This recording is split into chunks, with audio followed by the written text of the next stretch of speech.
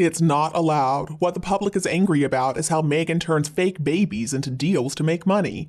We do talk about her character and personality a lot, and we have a good reason to do so. The people of Britain are not happy to have these surrogate kids in the line of succession. The fact is, any child that has Meghan Markle's DNA would be really worrisome thanks to their mother's character flaws. Because she is the legal wife of Harry, if it can be proven that Meghan really gave birth to 2 children from her body who were fathered by Prince Harry, their entitlement to their place in the line of succession is legally justified. Questions about their supposed births, though, are still remaining unanswered by either the king or the OBs. There still hasn't been any official birth documentation produced. But one thing we do know for sure is that babies do not squeak when they're still in the womb, and that's exactly what happened when Meghan bent down to pet a dog at a pet rescue center in the UK while supposedly carrying Archie. And another thing is, it is physically impossible for a baby in the womb to move all the way down to the knees, and that's what we saw happen in London. Now that happened on January 14th of 2019. Harry was there too, and I'm guessing Meghan felt incredibly embarrassed and humiliated because it all happened in front of photographers. So after that little episode, Meghan went into hiding, and she was not willing to show up to the concert at Albert Hall a couple of nights later.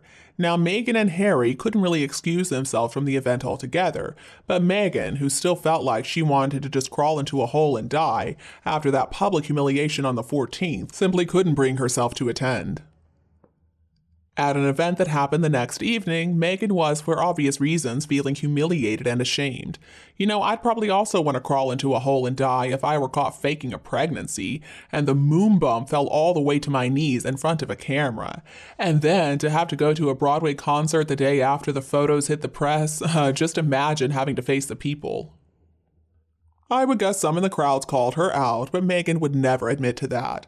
To face the crowds after that would take more nerve than I could ever find. All that, and Meghan basically reinvented that piece of history for Oprah, claiming that it was the royal family who made her feel so suicidal. I'm getting a little off point here, but I do hope you can understand. Now, if she really had the child, I am curious if surrogacy was included. I'm curious if she had that idea included in her prenup to start with. Did she ever think about the fact that maybe there would come a time when she would ever consider divorcing Harry? See, any real narcissist out there might not have made a mental concession that she would fail to keep a prince under her thumb. Even though Harry was known to want real kids, did she really want to have kids? Or was it that she just strung him along hoping that she could avoid the whole kid idea in the future? I think the biggest question I have would be if Meghan broached this subject as part of the prenup, would Harry have dared to marry her? Because of the closeness that he shared with his older brother with Catherine and his nephew and niece, he may have run away all by himself if that was part of the legality of pre-marriage. Because it would have shown what Meghan's endgame was, and so maybe he would have decided to back out of the marriage. He has always wanted kids, and it probably would have made him question her commitment to a lifetime together. We can never know for certain, but I'm sure it's going to be part of the divorce settlement. Another big question I have is why have people like King Charles and other people in power never talked about these issues? Why hasn't the media published all the strange stuff that happened with that bump, especially the bump falling all the way to Meghan's knees?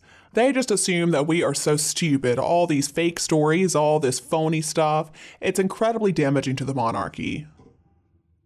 Many people out there will deny jealous feelings based on this question of, well, what has she got that I could possibly want? Well, it seems like they are confusing jealousy with envy. They're not really the same thing. Envy is when you want what somebody else has, and jealousy is when you resent what somebody has. People are very resentful of Meghan, not because we want what she's got, but because people believe that she doesn't deserve what she has. It upsets people that everything that she has been obtained by lies and manipulation and deception. Her character is what makes her so unworthy. What people really hate, though, is that she keeps on being given this platform for self-aggrandizement, like with Spotify and Netflix and Oprah, all those magazine interviews too.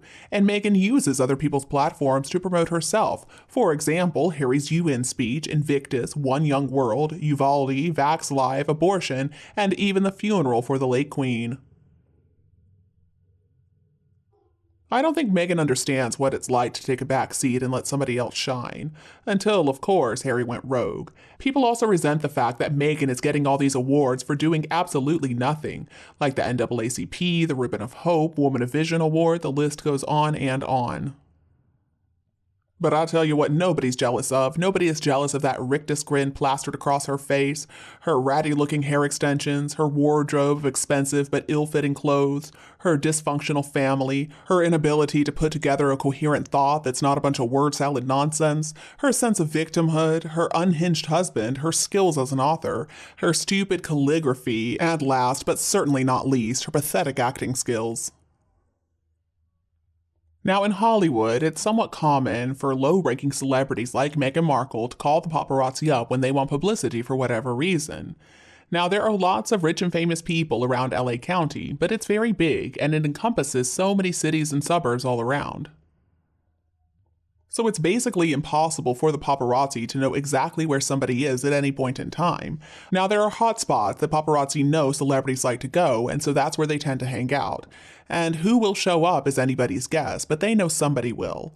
I've also read a few articles by paparazzi cameramen who have said that they were called to go to somewhere such as a Target, where all of a sudden a minor celebrity they're not really interested in shows up, and oh, as if by magic they're supposed to take a bunch of photos. So it's actually incredibly common for low-grade entertainers to call up the paparazzi to try to remain relevant when their star is quickly fading. Or, like in the case of Meghan Markle, they were never really popular to begin with or even recognized. Nothing Meghan does is actually common to normal people. I will never forget how the mayor of New York City himself called out Meghan and Harry for telling lies about that car chase scenario. Now, a prince is expected to be above these ridiculous stunts. Toronto police officers claimed that before Harry, Meghan would often call about fans creeping around her home. Well, after a little while, they just stopped believing her. It would get her name mentioned in the Toronto newspaper, and that's exactly what she was wanting. Well, Harry talks about the man he has become. Let's talk about the prince he used to be.